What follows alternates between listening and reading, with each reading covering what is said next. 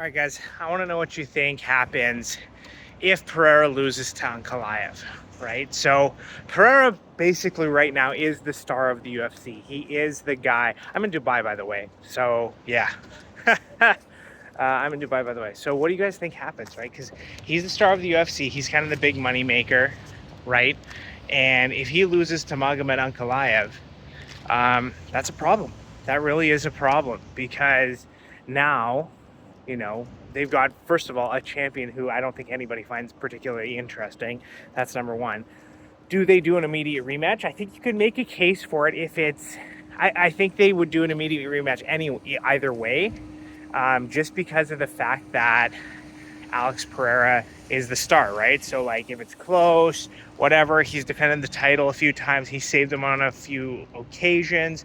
So they probably look at that and say, okay, Ankalaev won, unless he wins by spectacular fashion, like a submission or something like that. There's absolutely no way that they just let Ankalaev, roll past Periera and go on to defend his title against somebody else. So they're probably going to have him do some sort of title defense or some sort of rematch. That's what I think would happen first. The other scenario would be Alex Periera, he loses, he's like, okay, I've done what I can at light heavyweight, and maybe he goes up to fight for the belt at heavyweight, right? Like he's done enough there as well. So I don't really know. I don't really know what the UFC does there, but I definitely know that they want to keep milking the cash cow that is Alex Periera, especially because of the fact that he's 37.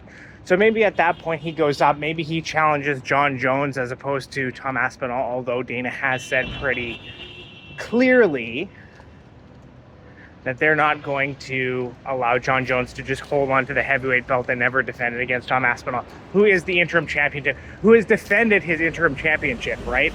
So it's pretty wild.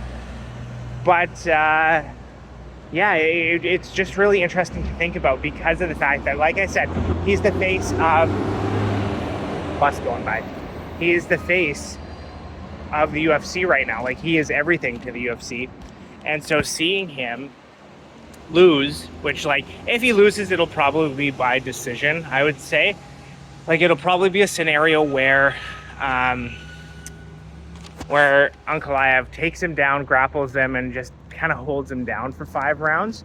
Like, I don't think he's gonna knock out Alex Periera, and he's definitely like has he submitted anyone? I don't remember him ever submitting anyone. In fact, he lost a submission once to Anklaev, right? So like, what are the likelihoods of him actually getting submission? I think it's almost zero. Right, him knocking out Alex Periera, I don't think it's zero. Like, Alex Periera can be knocked out, but like, he's a decorated kickboxer, right? His striking is probably on a much higher level than Anklaev. Like, Anklaev is great, right? But I just don't think he's on the same level as Periera in that respect, right? So the way Ankalaev wins is he's going to hold him down for 5 rounds and try to do some ground and pound. I don't think he gets a finish, because Alex Periera is pretty good at staying safe when he is on the ground. So how this happens, like, really the only way you can think of, which is Ankalaev does exactly what you think he's going to do. Take him down, hold him down, try to beat him up a little bit. That's about it, right? So Alex Periera is going to have at least 5 opportunities to get back to his feet.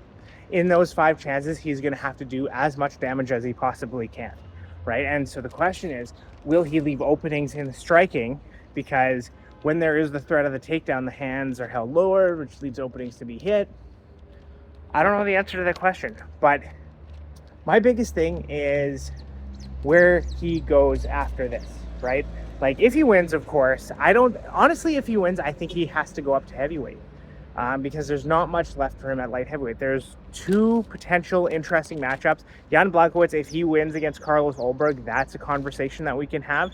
And then if Carlos Ulberg wins, that's another interesting matchup. I will guarantee you this, that if Magomed Ankalaev loses, he's probably not getting anywhere near a title shot ever again. Just because, like, Dana White, we've said this before, Dana White does not like the guy, right? So we have that issue there. And then there's the issue of the fact that Alex Periera is such a big star, right? So at that point, he probably vacates the light heavyweight belt, goes up, challenges for the heavyweight belt. Maybe he has an introductory fight against someone like Curtis Blades, or I know Jailton Almeida said he wanted to invite Alex Pereira to the heavyweight, but that would be a nightmare matchup for him. So that's kind of what it looks like, right? It looks like that's what they're gonna, that if Pereira wins, there's not much left at light heavyweight. He's probably gonna have to go up to heavyweight. And if Ankalaev wins, then what do? They probably don't have a face anyone other than Pereira. Maybe Pereira cuts back down again, challenges again. They do a rematch because he's defended the belt so many times and he's saved them a few times. That's really the only two scenarios I see happening. In my opinion, I think it's definitely much more close than people are making out to be. Like, I mean, the betting odds are putting it at near even, right? A lot of people are saying that Anklaev is going to absolutely destroy him, but I just don't see it. I don't see it because, like I said, the only path for him to win is to grapple, right? Take him down, hold him down, beat him up. That's it, right? And Alex Pereira is going to have at least 5 opportunities to get up and do as much damage as possible. And what we've seen in the past is if you're just holding somebody down, right? If you're just holding somebody down and not getting off any ground and pound, you're not going to get the decisions, right? And so, and I think, you know, with his power, he's got a great chance of getting a knockout against Anklaev. And I just think he's got a major edge on the striking. So as much as I really think that Anklaev is definitely the hardest matchup, by no means is this a landslide victory, guys. By no means is this a landslide victory.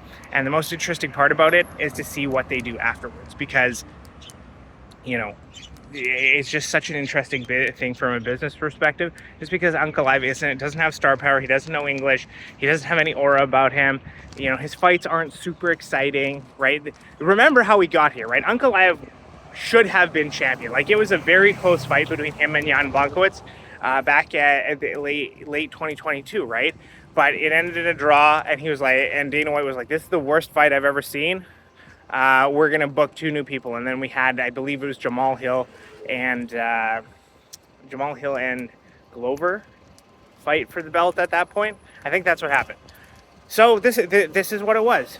And then we had Alex Pereira. So here we are now. Let me know what you guys think. If you wouldn't mind, hit the like and subscribe button. Helps the algorithm, helps grow the channel.